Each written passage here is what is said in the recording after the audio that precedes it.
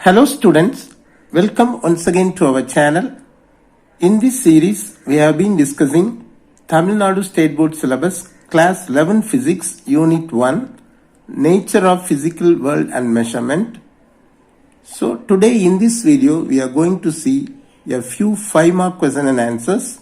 This is the part 4 of this video series. Come on, let us move on to the question and answers. Question number 6. Explain the types of errors in measurement. Answer: types of errors. Roman letter 1, systematic errors. Number 2, random errors. Number 3, gross errors. Sometimes the errors occur systematically. They are called as systematic errors. Sometimes not in a regular fashion, but in a random way errors occur. They are called random errors. Third one is gross errors or total errors. Now let us see one by one in detail. Roman letter 1, systematic errors. This systematic errors is subdivided into 5 parts. A. Instrumental errors. It means the errors due to the instruments. அதாவது கருவிகளால் ஏற்படும் பிழைகள், நாம் சோதனை செய்யக்கூடிய அந்த கருவிகளால் ஏற்படக்கூடிய பிழைகள். B. Imperfections இன் experimental technique. இப்போ நம்ம ஒரு எக்ஸ்பெரிமெண்ட் செய்ய போறோம்னா அந்த டெக்னிக்ல இருக்கக்கூடிய சில குறைபாடுகள், அதனாலையும் எரர்ஸ் ஏற்படும். Third one is personal errors.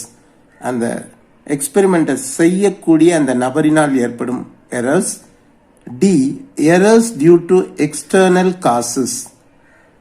அதாவது புறப்பகுதியிலிருந்து அல்லது வெளிப்பகுதியிலிருந்து ஏற்படக்கூடிய மாற்றங்களால் ஏற்படக்கூடிய எரர்ஸ். ஃபார் எக்ஸாம்பிள், நம்ம ஒரு எக்ஸ்பெரிமெண்ட் செஞ்சுக்கிட்டு இருக்கும்போது அந்த டெம்பரேச்சர் என்ன ஆகும், டவுன் ஆகும், அல்லது அது ரைஸ் ஆகும், ஹியூமிடிட்டி மாறுபடும். இதனால கூட அந்த எரர்ஸ் வர வாய்ப்புகள் உண்டு. அதுதான் errors due to external causes அப்படின்னு சொல்றாங்க. அடுத்து இ. Least count error. For each and every instrument there is a least count.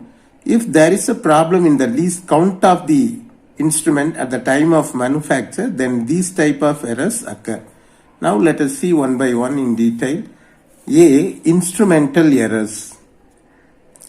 When an instrument is not calibrated properly, instrumental errors may arise. அதாவது அந்த கருவியானது சரியாக calibrations, அந்த அளவீடுகள் சரியாக செய்யப்படவில்லை எனில் இந்த மாதிரியான பிழைகள் ஏற்படும். These errors can be corrected by choosing the instrument carefully. These type of errors, இந்த மாதிரியான errors நம்ம எப்படி தவிர்க்கலாம்னா சரியான கருவிகளை நம்ம தேர்ந்தெடுப்பதன் மூலம் இதை என்ன செய்யலாம், தவிர்க்கலாம். B. Imperfections in experimental technique. These errors arise due to the limitations in the experimental arrangement. இப்போ நம்ம ஒரு எக்ஸ்பெரிமெண்ட் செய்ய போறோம்னா அந்த எக்ஸ்பெரிமெண்டல் செட்டப்ல சில குறைபாடுகள் இருக்கும். அதனால இந்த மாதிரியான எரர்ஸ் வரலாம். அடுத்து C. Personal errors. These are due to individuals performing the experiment. இது எப்படி வருதுன்னா அந்த சோதனையை, அந்த எக்ஸ்பெரிமெண்ட்டை செய்யக்கூடிய நபர்களின் கவனக்குறைவால் அல்லது அவர்களுடைய குறைபாட்டால் ஏற்படக்கூடிய errors. These are also due to incorrect initial setting up of the experiment and improper precautions. இந்த எரர்ஸ் எதனால ஏற்படும்னா அந்த ஆரம்பத்தில் அந்த எக்ஸ்பெரிமெண்டல் செட்டப்பை செய்யும் போது அந்த ஆரம்ப நிலையில நம்ம ஏதாவது தவறுகள் செஞ்சிருந்தாலோ அல்லது சில முன்னெச்சரிக்கைகளை நம்ம மேற்கொள்ளணும். ஒவ்வொரு எக்ஸ்பெரிமெண்ட் செய்யும் போது சில முன்னெச்சரிக்கை நடவடிக்கைகளை செஞ்சுட்டு தான் எக்ஸ்பெரிமெண்ட்டை செய்யணும். அப்ப ஏதாவது சரியா செய்யலைன்னா கூட இந்த மாதிரி எரர்ஸ் வரலாம். தென் D. Errors due to external causes. These errors are due to external conditions like temperature, humidity and pressure. இப்போ நம்ம செய்யக்கூடிய அந்த எக்ஸ்பெரிமெண்ட்ஸை வெப்பநிலை, ஹியூமிடிட்டினா என்ன, காற்றில் உள்ள ஈரப்பதம், அண்ட் ப்ரெஷர், அழுத்தம், காற்று அழுத்தம், இவைகள் கூட என்ன செய்யும், அதை அஃபெக்ட் பண்ணும். அப்போ அதில் எந்த விதமான மாற்றங்களும் இருக்கக்கூடாது. அடுத்து E. Least count error. These errors are due to defect in instruments resolution. Resolution என்ன, பிரிதிறன் அல்லது பகுதிறன் சொல்லுவாங்க. இப்போ இந்த டெலஸ்கோப்லாம் ரெசல்யூஷன் சொல்லுவாங்க. அந்த ரெசல்யூஷன் சரியா இருந்தால் தான் அந்த டெலஸ்கோப் வந்து ப்ராப்பராக அந்த இமேஜை நமக்கு கொடுக்கும். இது டெலஸ்கோப்புக்கு மட்டும் பொருந்தாது, எல்லா விதமான இன்ஸ்ட்ருமெண்ட்ஸ்க்கும் அந்த ரெசல்யூஷன் கரெக்டாக இருக்கணும். அதில் ஏதாவது டிஃபெக்ட் இருந்தால் கூட இந்த எரர்ஸ் வரும். These errors can be reduced by using a high precision instrument. அப்போ இந்த மாதிரியான எரர்ஸை நம்ம எப்படி குறைக்கலாம்னா, அதிக நுட்பமான கருவிகளை பயன்படுத்துவதன் மூலம் இந்த மாதிரியான எரர்ஸை நம்ம வந்து என்ன செய்யலாம், குறைக்கலாம். ரோமன் லெட்டர் 2 ரேண்டம் எரர்ஸ், அதாவது முறையற்ற பிழைகள், அதாவது ரெகுலரா இல்லாம ரேண்டமா ஏற்படக்கூடிய errors. These errors may arise due to unpredictable variations in pressure, temperature, voltage supply, etc. அதாவது காற்றில் உள்ள அழுத்தம், வெளிப்புற வெப்பநிலை மற்றும் அந்த வோல்டேஜ், மின் அழுத்தம் சொல்லணும்னா இதில் ஏற்படக்கூடிய திடீரென்று ஏற்படக்கூடிய மாற்றங்கள், அதான் அன்பிரடிக்டபிள்னு சொல்லியிருக்கிறாங்க. இதனால கூட இந்த எரர்ஸ் வந்து வரலாம். They are also called chance errors. இதுக்கு இன்னொரு பேர் இருக்கு, chance errors. By taking a large number of measurements and then arithmetic mean, these errors can be reduced. So இந்த மாதிரி எரர்ஸ் எப்படி குறைக்கலாம்னா, இப்போ ஒரு எக்ஸ்பெரிமெண்ட் செய்யும் போது நிறைய ரீடிங்ஸ் எடுத்து அதோடைய ஆவரேஜ் எடுத்து அந்த ரிசல்ட்டை கண்டுபிடிப்பதன் மூலமா இந்த மாதிரியான எரர்ஸை நம்ம குறைக்கலாம். அடுத்து கிராஸ் எரர்ஸ்.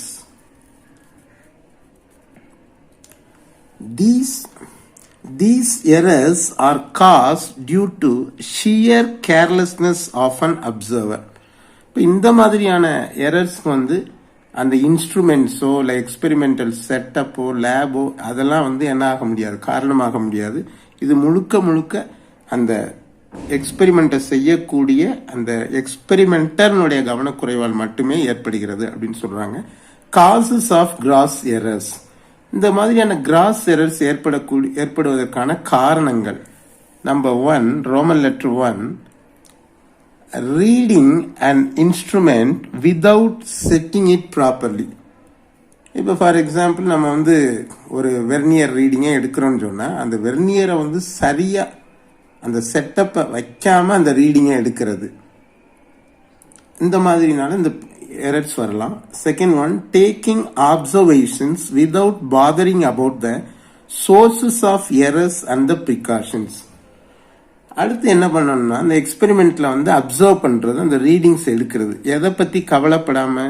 இப்போ சில காரணங்களால எரர்ஸ் வரும்னு நமக்கே தெரியும், அதை வந்து முதலே நம்ம என்ன செஞ்சிடணும், அதை வந்து எராடிகேட் பண்ணிடணும். அப்படி பண்ணாம எடுக்கிறதுனால அல்லது எந்தவித முன்னெச்சரிக்கை நடவடிக்கைகளையும் மேற்கொள்ளாமல் நம்ம வந்து அந்த ஆப்சர்வேஷன்ஸை ரீடிங் எடுக்கிறதுனால இந்த எரர்ஸ் வரலாம்னு சொல்றாங்க. அடுத்து Roman letter 3, reading wrong observations, தவறான ஆப்சர்வேஷன்ஸை ரெக்கார்ட் பண்றது, அதனாலையும் இந்த எரர்ஸ் வரலாம். Fourth one, using wrong values of the observations in calculations. நம்ம அப்சர்வ் பண்ணதுல கரெக்டான வேல்யூவை போடாம தவறான வேல்யூஸை போட்டு நம்ம கால்குலேட் பண்றதன் மூலமா இந்த எரர்ஸ் வர வாய்ப்பு இருக்கு. These errors can be minimised if an observer is careful. இந்த மாதிரியான எரர்ஸ் வந்து குறைக்கப்படலாம் எப்ப அந்த அப்சர்வர் அல்லது அந்த எக்ஸ்பெரிமெண்டர் வந்து ரொம்ப கவனத்தோட இருந்து அந்த எக்ஸ்பெரிமெண்ட்டை செஞ்சா இந்த மாதிரியான எரர்ஸை வந்து நம்ம குறைக்கலாம். 7th question, explain the errors based on error analysis. அது வந்து types of errors. Last question வந்து இது வந்து எரர்ஸை வந்து எக்ஸ்பிளைன் பண்ண சொல்றாங்க. Question number 7, explain the errors based on error analysis. லாஸ்டா நம்ம பார்த்த கொஸ்டின் வந்து டைப்ஸ் ஆஃப் எரர்ஸ். இங்க வந்து எரர்ஸை எக்ஸ்பிளைன் பண்ண சொல்றாங்க. எதன் அடிப்படையில்? எரர் அனாலிசிஸ் அடிப்படையில். So answer Roman letter 1, absolute error. The magnitude of difference between the true value and the measured value of a quantity is called absolute error. அதாவது ஒரு true value, உண்மையான ஒரு மதிப்பிற்கும், இப்போ உண்மையான மதிப்புனா என்ன, இப்போ acceleration due to gravity 9.8 meter per second square னு சொல்றோம். இது வந்து ட்ரூ வேல்யூ. மெஷர்ட் வேல்யூனா என்ன? இதே இது நம்ம லேப்ல வந்து நம்ம அதே acceleration due to gravity small ஜியை கண்டுபிடிச்சோம்னா அது வந்து ஒரு 9.5 அல்லது 10.2 ஏதோ வரலாம். அதுதான் என்னது மெஷர்ட் வேல்யூ. இது ரெண்டுக்கு இடையில உள்ள டிஃபரன்ஸை தான் என்னன்னு சொல்றாங்க? அப்சல்யூட் எரர் அப்படின்னு சொல்றாங்க. இதை வந்து நம்ம எப்படி எழுதலாம்னு சொன்னா modulus of delta A1 is equal to modulus of AM minus A1. இதில் வந்து இந்த AM அப்படின்றது என்னன்னா ட்ரூ வேல்யூ அண்ட் A1 அப்படின்றது என்னன்னா மெஷர்ட் வேல்யூ.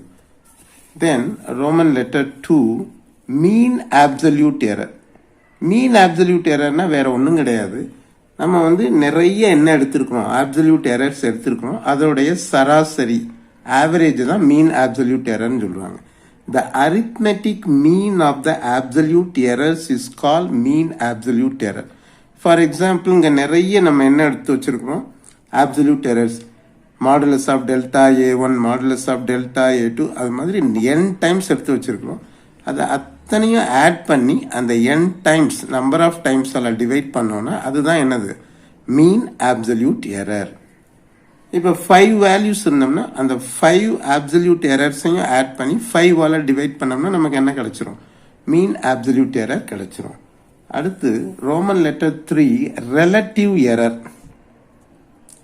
இப்போ relative error, what is meant by relative error? The ratio of the mean absolute error to the mean value is called relative error. அதாவது மீன் absolute errorனா என்னன்னு முதல்ல பார்த்தோம். அந்த மீன் ஆப்சல்யூட் எரருக்கும் மீன் வேல்யூக்கும் இடையில உள்ள இந்த ரேஷியோ தான் என்னது? Relative error. இப்போ இங்கே மீன் ஆப்சல்யூட் எரர் எப்படி கண்டுபிடிக்கலாம்னு பார்த்துட்டோம். அதை வந்து மீன் வேல்யூவால் நம்ம டிவைட் பண்ணோம்னா நமக்கு ரிலேட்டிவ் எரர் கிடைச்சிரும்.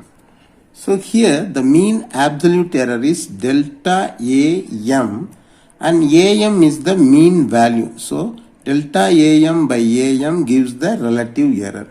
Then comes percentage error. The relative error expressed as a percentage is called percentage error.